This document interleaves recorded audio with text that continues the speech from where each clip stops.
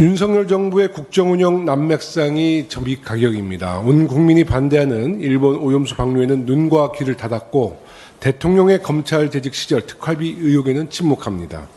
대통령이 직접 사교육 카르텔 운운하며 수능 5개월 앞둔 수험생과 학부모를 일대 혼란에 빠뜨리더니 정작 김건희 여사 특혜 의혹이 일고 있는 양평고속도로 논란에는 적반하장입니다. 검찰 출신 인사로 정부 요직을 채워 자신들의 기득권 카르텔은 더욱 공고히 하면서 다른 이권 카르텔을 규정하고 재단하려는 모습이 그야말로 아전인수격입니다. 윤석열 정부가 공정과 상식을 무너뜨리고 국민의 삶을 외면하는 동안 민생을 갉아먹는 진짜 카르텔은 국민의 삶을 더욱 불평등하게 만들고 있습니다. 저는 오늘 수많은 국민들을 공분케 하는 우리 주변 재개발, 재건축, 현장 곳곳에 뿌리박혀 있는 진짜 카르텔에 대해서 한 말씀 드리고자 합니다. 모두가 잘 아시다시피 재개발, 재건축이 끝나면 조합을 해산하고 청산금을 조합원들에게 돌려주는 것이 상식적입니다.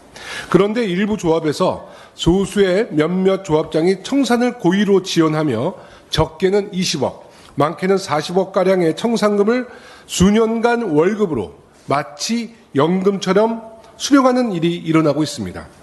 현행법상 주무부처인 국토부와 지자체가 조합 해산 이후 청산 단계에는 아무런 관리 감독 권한이 없기 때문입니다.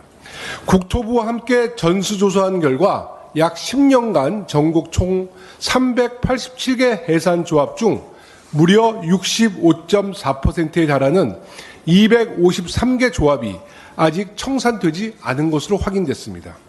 재개발, 재건축이 활발한 서울의 경우 192개 조합 중 청산이 완료된 조합은 고작 49개 조합뿐이며 무려 74.5%에 달하는 143개 조합이 아직 청산이 되지 못한 상황입니다.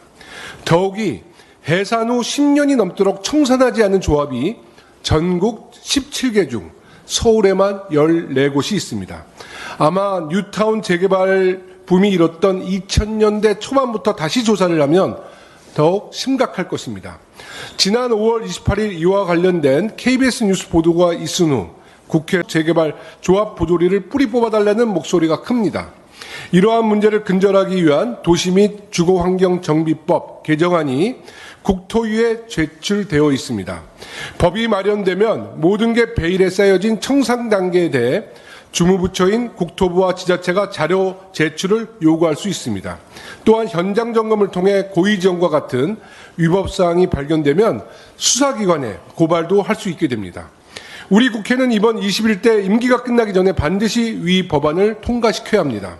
우리 더불어민주당이 앞장서서 이른바 재개발, 재건축, 청산연금 카르텔을 법과 제도로 완전히 끊어내야 합니다.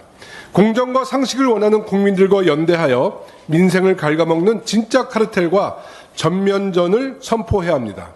앞서 말씀드린 국토위 소관 도정법 개정안을 우리 더불어민주당 중점 민생 법안으로 추진할 것을 공식적으로 제안합니다.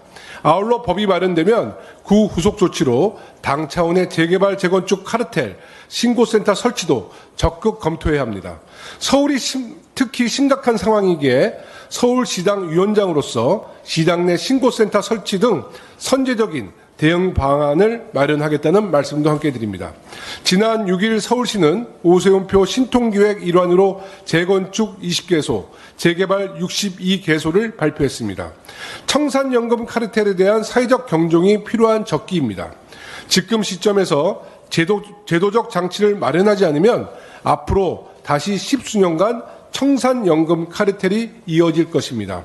당 원내 지도부와 정책위 차원에서 이 사안에 대해서 특별한 관심을 기울여 주시면 감사하겠습니다. 이상입니다.